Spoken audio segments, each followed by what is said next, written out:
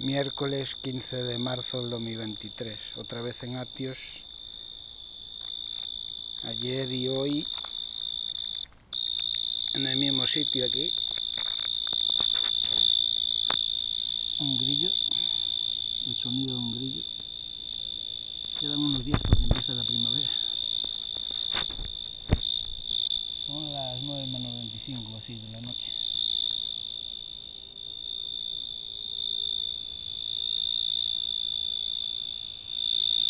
Se oye pero no se mira. Juraría que mire algo.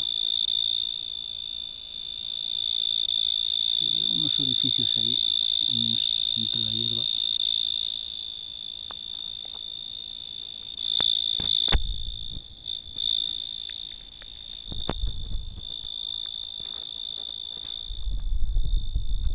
Se hace de noche y se ve ahí la constelación de Orión, la estrella de abajo es Sirio.